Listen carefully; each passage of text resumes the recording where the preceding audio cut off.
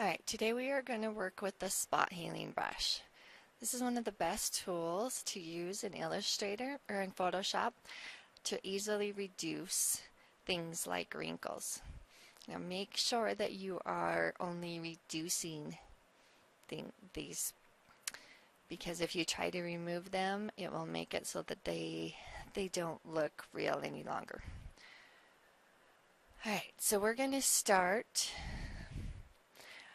with our image, and then we will add a new layer. You can do that in the layers panel at the bottom by selecting the create new layer icon, and then you double click to name the layer. I named this layer wrinkles. Okay, the spot healing brush is over here. It looks like a band-aid. You can also press J to select it. At the top, make sure that your sample all layers is selected. Okay, and then to adjust the size of your brush, you use the left and right brackets. The left will make it go smaller and the right will make it go bigger. Okay, so we want the brush to be just a little bit bigger than the size of the area that we're working on. You want to use a soft brush, so if you come up here, make sure that you have this lowered. Okay.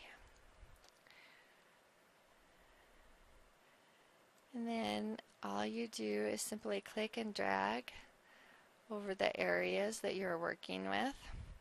Now notice as I do this, Photoshop is trying to fix the areas or the wrinkles based on the area around it. And right now it is removing them, not reducing them like we mentioned. This is the reason that we work on a separate layer instead of working on the original photo. Because if we come over here to the wrinkles option, we can click on the opacity and lower the opacity. Right now about 52%. It looks pretty good. I'm going to continue to work on this a little bit. Depending on the difference between the areas that you're fixing, you might need to have separate layers and change the opacity for the different layers, set it at the different opacity. Okay, and if it's not enough, you can always go over it more than once also. But what we're trying to do here simply is remove the glare from the shadows on these wrinkles that are making them look deeper and more pronounced than they really are.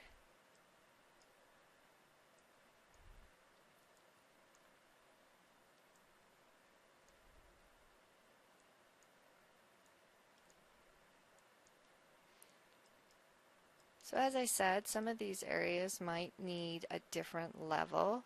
I'm going to create a second layer to work on, and I want it to be right above my original. And I'm going to name this one Deeper Wrinkles. Okay, for this one I'm probably going to leave my opacity higher. You really can't tell until you've started working with it, so I'm actually going to leave it for a minute while I go, and I'm going to go on some of these like around his laugh lines right here. Okay, and then maybe here under his eyes where there's such deep wrinkles here.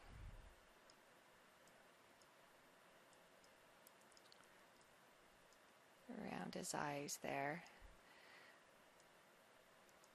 Because the shadow in there is a lot more pronounced than it is in other parts of his face.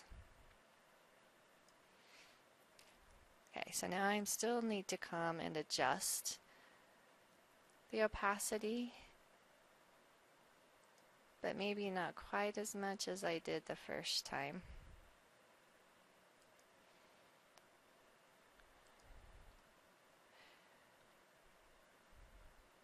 Okay, and then to complete this, you would just keep working on the different areas until you have the look that you want. A more natural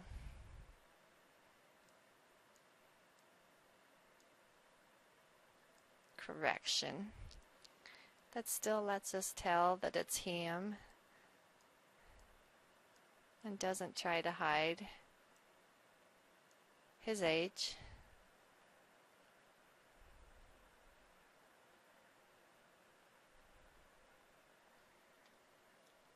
You just work on it a little bit more until you get